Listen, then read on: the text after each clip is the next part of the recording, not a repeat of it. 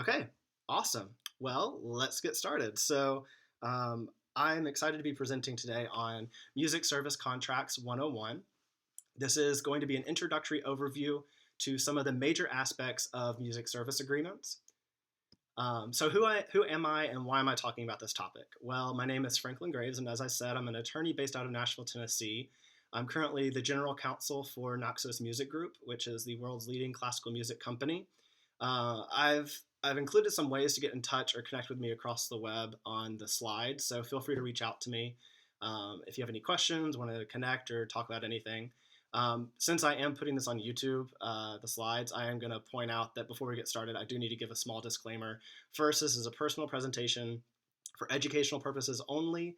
Everything I'll be sharing or saying represents my own views and opinions, not those of Naxos, my employer, the ABA, or any other organization that I talk about. Secondly, this should not be considered legal advice, and I'm not your attorney. As we all know, I know there are a lot of attorneys or law students on the call. And then also please consult with your own legal counsel for any specific issues you may have relating to music service agreements. So I've provided a roadmap to give some guidance as to the topics I'll be discussing today. And I will have time for, as you can see, built-in time for questions at the end. But that doesn't mean you can't interrupt me or ask questions along the way. Okay, so I think it's important for you as somebody who's listening to this or unaware to understand what this presentation is about and why it's important to you. So the what, that's the what. This presentation is about key terms of a music service agreement or contract. I'll use the term contract and agreement interchangeably as they both basically mean the same thing. The goal is for you to leave with an entry-level introduction to these kinds of agreements should they ever run across your path. So what are music services? They've evolved quite a bit over the past couple of decades, but I'm sure everyone listening has interacted with one in some fashion. Has anyone on the call ever purchased music from the iTunes Music Store or streamed music through a service like Spotify or Tidal? You can just say yes or no, or hope there aren't any no's. Okay, good.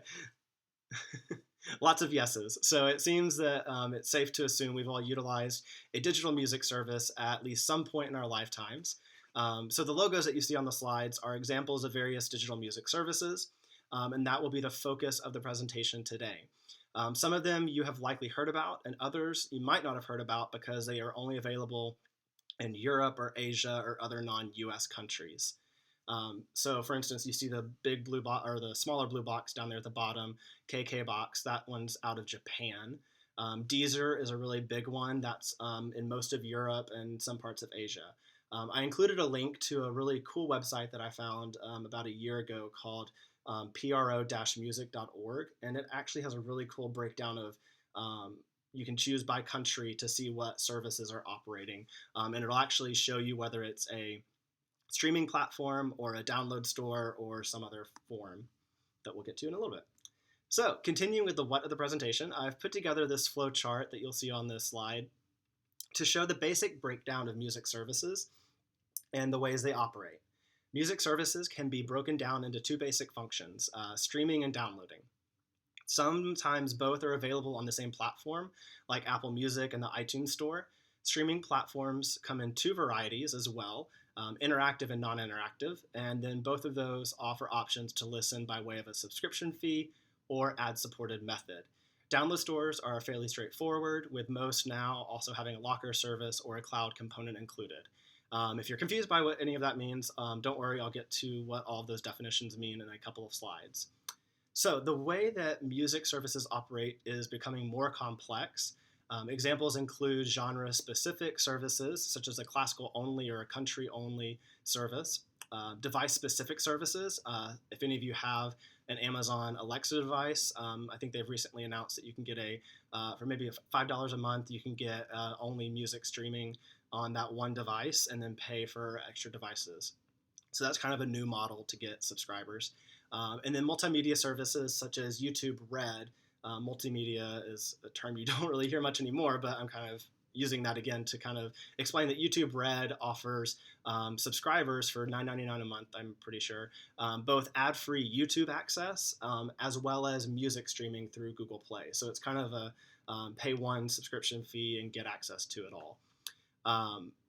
we as an industry are seeing a huge increase in the number of services offering subscription streaming options. So, as an example, during the last half of 2016 alone, I personally was dealing with the launch of SoundCloud Go, Pandora's subscription service, an iHeartRadio service, and then in addition, 3 to 4 genre-specific services launching, mostly outside of the US. So it seems like everyone wants to offer a music subscription these days. On the next slide, a great blog I recommend you check out is Mark Mulligan's music industry blog. There is a link on the slide where you can go and check that out. But here you can see a pie chart showing the number of global music subscribers has actually surpassed now the 100 million mark. And that was actually just at the end of 2016. That's a big number. As you can see in the chart, or the pie graph, Spotify is clearly ahead of the rest. But it should be noted that Apple Music, which launched only a year and a half ago, not if you're counting its time as Beats Music, is already at just under half the subscriber count as Spotify. So that's pretty impressive. I recommend checking out the blog for additional in-depth analysis that he provides. For the sake of time, I'm going to skip over the next slide. So let's dive in. We'll take a look at the terms or definitions you should know. As Maria Von Trapp from The Sound of Music says, let's start at the very beginning. So 2 terms you may encounter are aggregator or distributor, and the differences between the two can be confusing. An aggregator is a company that offers business to business, or B2B, that's probably a term you've heard before if you're in the business world, services. That specifically in the music world, an aggregator handles the delivery of music content to a music service on behalf of the content owner. A distributor is a company that takes the music content for a record label or owner of the sound recordings and coordinates the distribution to the music services. Like I said, both sound very similar. They both manage or direct relationships with major music services for the delivery of content. The main difference is that a distributor typically offers additional, more hands-on services such as marketing and promotion of content. For example, Sony Music owns a distribution company called Red Distribution, and Warner Music owns a distribution company called ABA. So they're kind of separate from their typical record label counterparts. 2 of the biggest artists when it comes to album sales are on independent labels, but rely on major label distribution. So Taylor Swift and her label Big Machine Records signed a deal to have Universal handle distribution for her albums. And then Adele's previous albums were distributed by Sony Music in the US. So those are both 2 big artists that are on independent labels but utilize distributor services that happen to be tied to a major label. DRM, or Digital Rights Management. We probably, hopefully, heard this term if you're involved in technology or any type of computer software. DRM is software that prevents consumers from accessing music files in an unauthorized manner, such as burning to a CD only a certain number of times or playing back on a different computer or device. So DRM software can take many forms, such as a proprietary music format or an application for playback. But when you see DRM in a contract, it's typically talking about some way to control how the end user utilizes the content they're either purchasing or getting a license to. DSP, does anybody know what a DSP stands for? What that acronym stands for?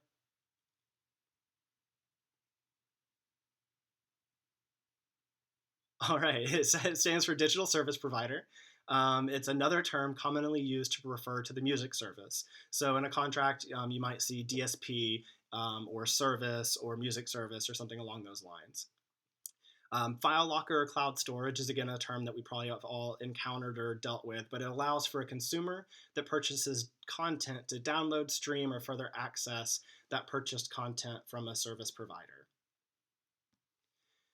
All right, so metadata. This next slide gives a little visual of this. Metadata is data that provides information about other data. The easiest way to visualize metadata for music files is in iTunes. As you can see in this wonderful example of our friend Miss Ariana Grande, metadata for music includes information such as song title, artist, album title, composer, genre, release date, track information, all of that kind of stuff. Companies actually specialize in providing music metadata, such as Gracenote, which was actually just purchased by Nielsen in December. and then Rovi as well. So for example, if you open up Spotify and check out an artist profile biography or album information, you'll see the data that is supplied might come from Rovi. Or if you put a CD or DVD into a Sony Blu-ray player or DVD player, you'll likely see it accessing the Gracenote database to get the metadata to display about that content. So when it comes to streaming, there is a statutory difference to understand, and those two are interactive service and a non-interactive service. An interactive service allows a consumer to choose the music that is played back on the service. Examples include Apple Music, Spotify Premium, Tidal, and Deezer. Music services must negotiate and enter into deals, direct deals with content owners to offer sound recordings, catalogs on their interactive service. That's why you see Taylor Swift 1989 album only on Apple Music and not on Spotify. And non-interactive service does not permit the consumer to choose specific songs for playback. Examples of non-interactive services are like Pandora, Spotify free version, and iHeartRadio. Music services rely on what's called a compulsory license in the US, with royalty rates not negotiated with the content owners directly in most cases, but rather pay based on rates set by the Copyright Royalty Board, the CRB. So as I mentioned before, many services now offer multiple types of playback to consumers, so you may encounter both types of services within the same agreement. So XML. XML refers to the code that contains the metadata that accompanies. So you send the XML along with the actual sound recording file to a music service I've put together a simple example of XML code in this slide. So if you know basic programming, you may recognize this as lines and lines of just opening and closing tags specific to the music industry. For instance, this XML, again, using our friend Ariana Grande as an example, on lines 14 and 15, if you can see it clearly enough, will communicate to the music service the publishing and sound recording copyright information. And that's what you will then see if you scroll to the bottom of the album or single in Spotify or iTunes or whatever other service you're using. The full XML data for a single album can easily be upwards of 1,500 lines of code, and can even include pricing information, lyrics, and other data like that. So as with most industries, there is a standardized process that has been developed and adopted by the major players. DDEX is the other term that I have listed there. DDEX refers to an organization that has established a series of standards when it comes to delivery of XML data, meaning the code used to deliver music metadata to Amazon can theoretically also be used to deliver to Spotify. All right, so license versus distribution. What kind of rights deals are we making with a music service? As you may be aware, Section 106 of U.S. copyright law creates what is commonly referred to as the bundle of rights that are exclusive to the content owner. Therefore, a music service must be granted a right in some form to be able to exploit the content. An entire presentation could be put together on this topic alone, so I'm going to briefly cover this. If you're interested in learning more about the differences between the 106 rights when it comes to the music industry, I'd encourage you to Google about the rapper Eminem and his fight with Universal on the application of these rights to music service agreements. Overall, I just want to make sure that you know these rights I've listed are the main ones that are being negotiated when it comes to music services. So you have a license, a distribution, and a public performance. All right, so let's take a look at some of the standard terms you might see or negotiate with a music service contract. An important note, because I know we have some law students on this call, I highly recommend you take a contract drafting course to learn the basics of contract formats, boilerplate provisions, MFNs, and more. And then easily one of the most important books I have carried with me from law school is called Cohen on Music Licensing, and it's written by Al and Bob Cohen. It's currently on the 4th edition, and I don't think it's been updated since 2009. However, the information in it's a nearly 2,000-page book, is so invaluable, and it actually comes with a CD of standard forms as well. So there's a little plug for that book. It is actually, I think it's over $400 to buy, but well worth it, and maybe you can find a used copy somewhere. So standard terms. As a content owner, you obviously only want to have a 1-year term, but a music service, however, may want a multi-year term ranging from 2 to 5 years.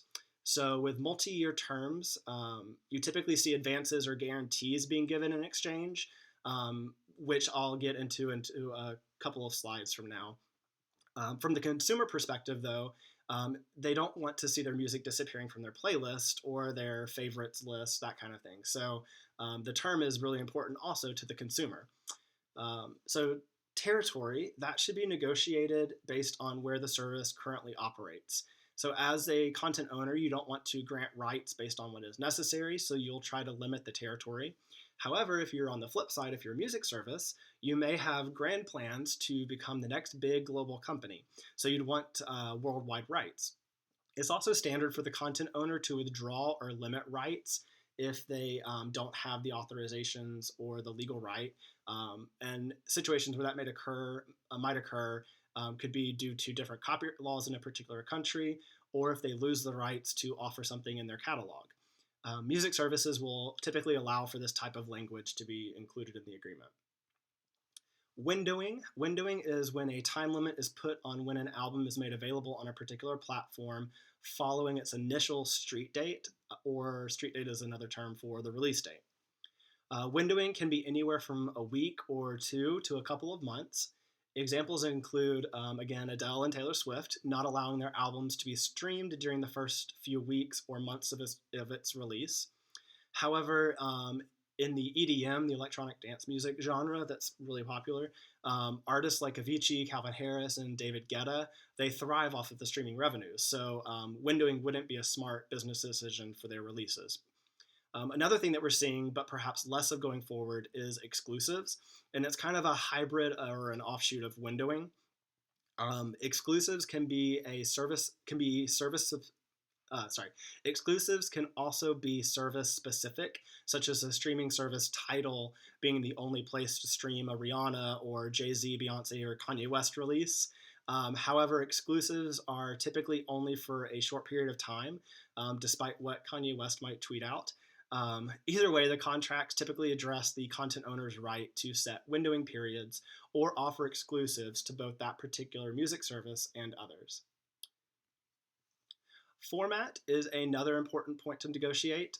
Standard definition, typically you're looking at a max bit rate of 320 kilobits per second in MP3 format. Is standard, and the point at which most services operate, or the maximum that they operate at. Some services even operate at less of a bit rate than that. Lossless or CD quality is considered to the next level up, and typically is offered on a music service for a higher fee to the consumer, such as Tidal is a good example of that. High resolution or HD audio or master copies are rarely included in a standard deal, unless the music service specifically is offering that quality. So unless the music service specifically offers that quality, such as with the HD track store. The contract should also clearly explain the methods for exploitation, such as download and streaming or free and ad-supported offerings. So fees and royalties. For a while, Apple tended to set the standard when it came to royalty splits for download music services. Spotify broke the mold with streaming and offering an ad-supported tier.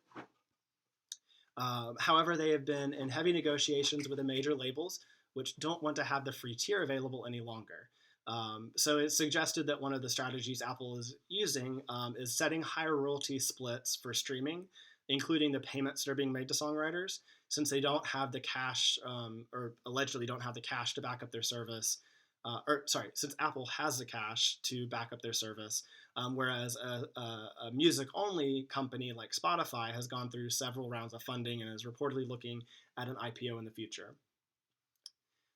So by now, it's common knowledge in the industry that download store splits are typically 70% to the content owner and 30% kept by the music service. You also see this on the App Store side, and a lot of other types of media like that that's digital. So this revenue percentage changes, though, when you add in factors such as whether the store is offering lossless or HD audio to the consumer, which often entails, obviously, a higher technical cost and maintenance for the music service, so may result in a different revenue split as well. Streaming services, however, are all over the map.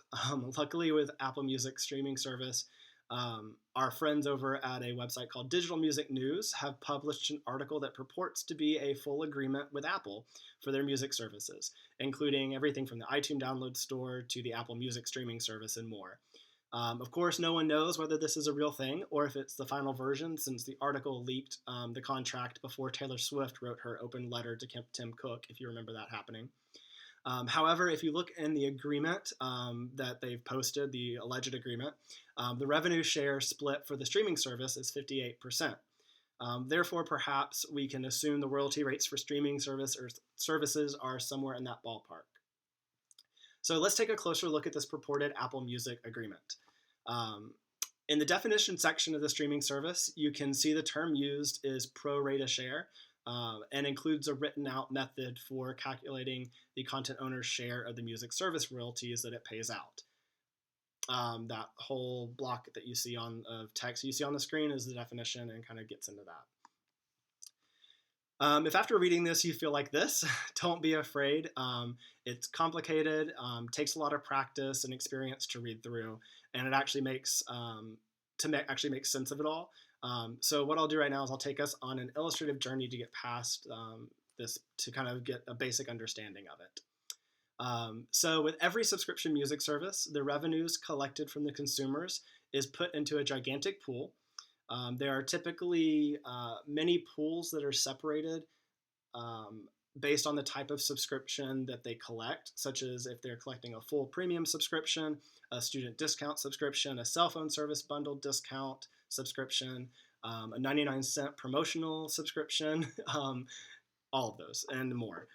So for the sake of this illustration, we're only going to look at one pool generated from the standard $9.99 per month subscriber that you see a lot of services offer. So let's just assume that there are 20 million subscribers paying $9.99 a month. That would mean the gross subscription revenue pool for that service, that big green circle if I haven't lost you, is roughly $200 million. So now going back to that purportedly leaked Apple Music deal, that would mean of the $200 million, a music service would keep almost $84 million, and the music services would split almost $116 million. Okay, so now what do we do with that $116 million, and how is it paid to content owners? So the artist streams, let's assume they have 5,000, that's the next slide, would receive, according to that leaked alleged agreement, the artist streams are divided by the total number of streams generated on the music service for that month, and that gives us a pro rata share, or the content owner's portion of the streams. So then we multiply that by the $116 million that's paid to the content owners by this artist pro rata share, and end up with roughly $960 in royalties. Once again, this calculation is based on an assumption that every user is only streaming around 30 tracks each month, or roughly 3 albums, which falls closely in line with the estimated 200 billion hours of music listened to on the Spotify service in all of 2015. So some of you musicians or industry people are looking at this and wondering, what the heck? I don't make that much money. Again, this is just an overly simplified visual for the language of how some of these contracts, the contract calculations are written. An actual music service pays based on factors included, such as the country where the content is streamed, which is a much different royalty rate, or maybe a much different royalty rate than in the US, Europe, or more economically developed countries. You also have to take into consideration currency conversions, the premium streams that are being calculated in, plus the ad-supported streams, the streams that are based on a family account or a student discount. And then also, in some cases, if you're not an artist releasing your music by yourself independently, the label or the distributor's cut that is being taken. This also doesn't take into account songwriter royalties that have to come out before you do any of these calculations, and more. So when it comes down to it, a per stream rate that you may have heard about or seen all over the internet is not the way to view royalties from music services that operate a streaming package. Spotify, for instance, has admitted they have an average per stream payout to rights holders of anywhere between 0.006 cents and 0.0084 cents. So now that we're all enjoying a massive headache or have completely zoned out by this point, let's go ahead and move on. Advances in delivery fees, they can be an alternative way to get money up front. So advances. Advances are given to the content owner from the music service. They're recoupable, but they're not refundable. Um, so that is best explained by an example. So if a record label receives $10,000 in advance from a music service, that means that when people listen to the music on the service and generate royalties for the record label, before paying any of those royalties, the music service, they get to keep the first $10,000 in revenue um, generated before it starts paying money on additional royalties. So, however, it's typically non-refundable, meaning that if the music service doesn't end up being successful or that record label's content isn't streamed enough to generate $10,000 in royalties, then the record label gets to keep the amount. Advances can range from a couple thousand to hundreds of thousands of dollars, depending on factors such as how large of a music catalog is being negotiated, what formats are being delivered, what quality is being provided, how extensive of metadata is being requested, how it establishes a music service. For instance, a tech company that makes devices and offers a music service as more of a secondary business to their main business may be in a position to offer advances compared to a music streaming startup that's their sole focus, is becoming a music streaming company. Advances can also be in the form of marketing credits or commitments, so that a record label can get their album included on maybe the front page or in a newsletter that's sent to subscribers, or they can use credits to advertise to users that are listening on a free ad-supported network or subscription service. So delivery fees. Delivery fees are charged by the content owner to the music service. They are typically non-recoupable and non-refundable. The theory behind delivery fees is that they cover the technology investment involved in content delivery by the record label or the company content owner. So that would include stuff like bandwidth to send the content, encoding it, and keeping the sound recordings or master copies in relevant formats that can still be accessed.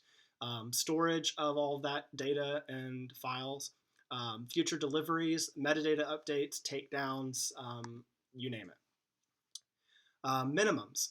You may have heard or can easily go Google about the ebooks price fixing issues from the early 2000s or the CD minimum advertised price lawsuits from the early 2000s, or sorry, the ebooks was from the 2010s. The CDs, physical CD lawsuits were in the early 2000s. Basically, it's illegal for companies to conspire and price fix. So that's where minimum guarantees, referred to as a wholesale price or a minimum resale price, come into play. So minimum, let's start with download stores. Music service contracts will have a minimum wholesale price chart or a table that lists out wholesale tiers of pricing for content. The tiers provide the content owner a minimum amount of revenue they will receive when the music is purchased, and that allows them to set different tiers for different products. So for instance, you may see a term called back catalog, terms called back catalog and new release or priority titles. Back catalog is typically anything released over a year or two ago, or maybe even less. And that means that it can then be offered for a less expensive price tier. So the next slide that I have is an example of what a table or chart might look like in either an annex or a schedule to a music service contract. Tier 1 album might be priced by the music service to the consumer for maybe $12.99. And then a midline Tier 2 album, maybe they price that at $9.99. So for single tracks, it's a similar price structure. The tables will be more complex depending upon the size of the record label's catalog, the multi-disc sets, if it's that, or if it has bonus content or extended editions, and all these other variables. You'll also see additional tables included for lossless and CD quality pricing, and then high-res audio pricing as well. All right, so to make things more complicated, the contracts will include maybe a greater of calculation. So the greater of language protects the content owner from music services that sell at a higher retail price and keep the revenue for themselves. So let's take a closer look at what this means with an example.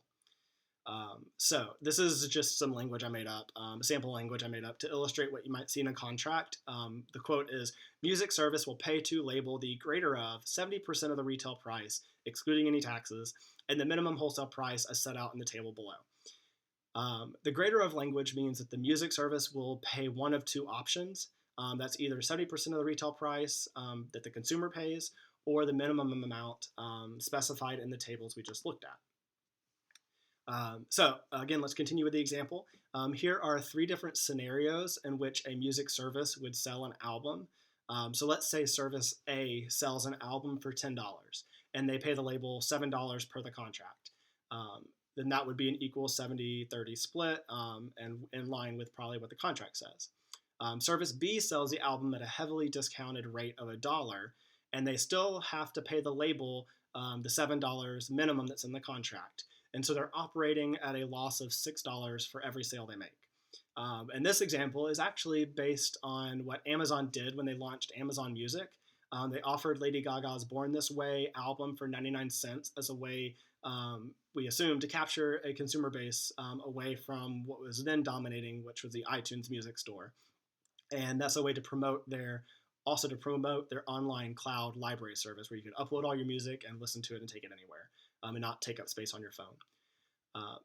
So they're able to, so moving on to Service C. Service C appears to market, they appear to market toward a consumer base that is willing to pay more for music, however they're able to do it, and they are able to get someone else to pay $20 for the same album. In this case, the music service won't get to keep the profit all to themselves, and the greater of calculation comes into play. So if they sell an album for $20, they'll pay the label $14, and then they'll get to keep $6. And that's based on the language that we looked at earlier that I made up. So let's move on to streaming. With streaming services, contracts will typically have what is called a per subscriber minimum. Per subscriber minimums ensure that the music service will pay at least a set amount into the subscription royalty pool each month for every subscriber. Think back to that big green circle visual I had in an earlier slide. That is what content owners want to make sure doesn't fall below a particular amount. So thereby they are giving a minimum value to the content that consumers are paying to access. Then we could probably go into more details with all of that, but just don't have the time. Okay, so mechanical royalties. Mechanical royalties are the payments that are due by statute to songwriters. So if you're, just to quickly highlight with copyright, there are actually 2 copyrights that whenever you listen to a song on the radio or play a song in your car on a CD or something, there are 2 copyrights that you're dealing with there. One is the sound recording right, typically owned by the record label or content owner. And then there's the underlying publishing as well. So the song lyrics and the sheet music, that kind of thing. So you have to get rights to both of those to be able to exploit the content. So that's where mechanical royalties deal with the songwriters and the publishing. So for music services that operate in the US, agreements, we typically see that they pass responsibility off to content owners for paying the mechanical royalties on sales that occur. And then for music services that operate outside of the US, the responsibility for mechanical payments is handled by the music service because they can often pay directly to a local collecting society within the territory. All right, so the next slide that we have is an example of, Harry Fox, this is a chart that they provide, and they have a bunch of helpful charts on that website link that I shared. So when it comes to downloads and sales of digital music like that, it's really easy to calculate. It's pretty much the same as physical CDs, where for every song that's sold, the songwriters are due 9.1 cents. So if an album sells with 10 tracks on it and the same songwriter is on each of those tracks, then they'll get 91 cents for that sale of that album. Same thing with a single. If they're buying one song, 99 cents. Of that 99 cents, the 9.1 cents goes to the songwriter. So the next slide is another chart from Harry Fox showing streaming. Streaming obviously makes things more complicated. So for the sake of time, we're not going to discuss this. Just know that the information is available over at Harry Fox if you need it. So to wrap up the presentation, let's take a look at the differences between reporting and accounting. A simple phrase to remember is first comes reporting, second comes accounting. Reports are typically raw text files that can be opened as Excel spreadsheets or equivalent formats, and a report contains the detailed information about the exploitation of the content that has occurred by the music service. Accounting is when the music service pays any money, revenue, or other income generated from the exploitation of the content, and should match what is sent in the reports. So reports typically include information about the artist, the album and track, date of the activity, country the activity took place in, ISRC codes, and more. For streaming services, report information includes the number of seconds streamed, country in which the stream took place, the currency, the stream rate for that accounting period, etc. So for download or retail stores, report information can include whether it was an individual track or an entire album that was sold, the wholesale price, and the price paid to the consumer, the retail price. And that allows you to actually run a function if you wanted to figure out the greater of calculation and make sure that's being met. European services, due to their laws and regulations, will typically require an invoice be sent once a report is received by a music company. And they'll do that before they pay any amounts owed. So when it comes to streaming services, the reports can also have thousands of lines of detail, thousands of lines within an Excel document, each detailing a stream that occurred. So hundreds of thousands of lines is pretty hard to just read through casually. All right, so that was a whirlwind, but that wraps up the Music Services 101 presentation. Are there any questions or comments? Again, I can be reached at any of the methods listed on the slide, so feel free to reach out. But you can unmute your line by pressing #6, or just unmute and ask a question if you have any.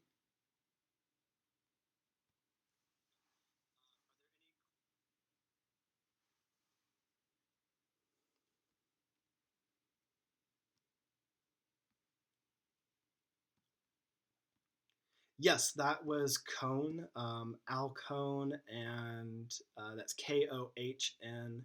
Let me see, where was that?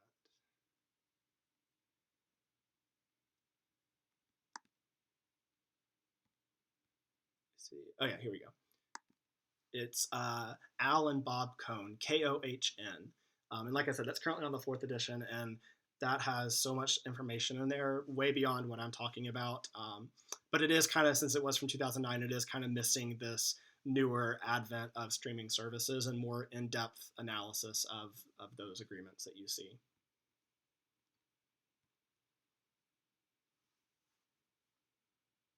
Any other questions?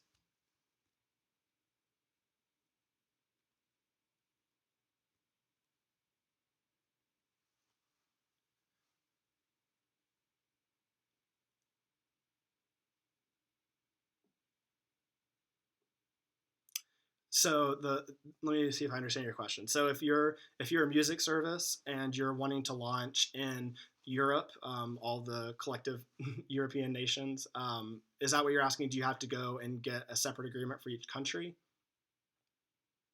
Did I phrase that?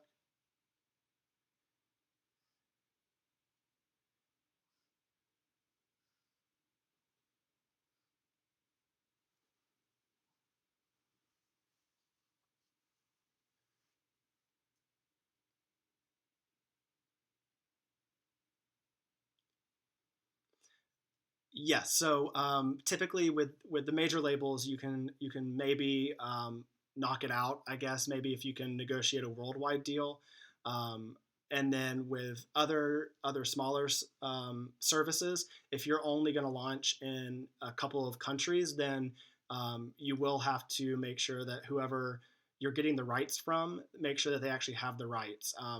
With newer releases, it's not that hard. It's kind of the same. It's the same. You encounter the same issues as copyright, like when you're dealing with other areas of copyright. So if you're trying to track down the author or owner of a copyrighted work, it's extremely difficult to do. So that's kind of the same mentality here. Is you have to try to track down the right people and get the rights. So luckily you have large organizations. So if you're trying to get a bunch of independent record labels, a lot of times they're managed by one distributor maybe, or you can go to a organization. There's actually an organization called Merlin. Their website's merlinnetwork.com, or Merlin Networks, might be plural.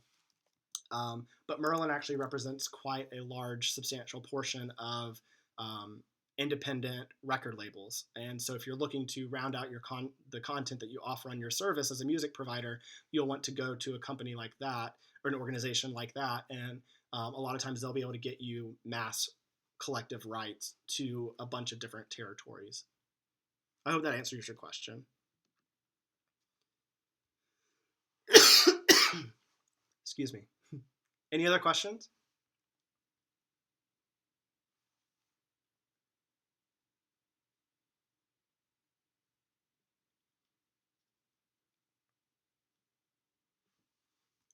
All right. If there aren't any other questions, then did we ever have Darlene join the call?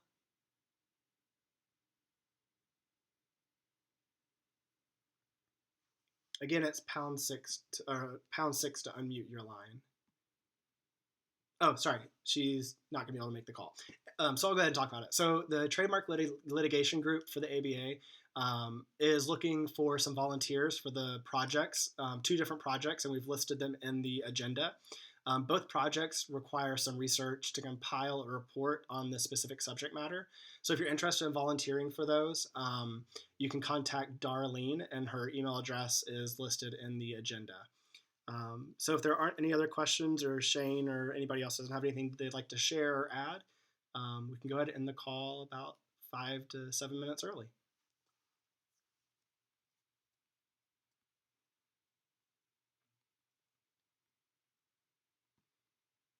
All right, awesome. Thank you, everybody.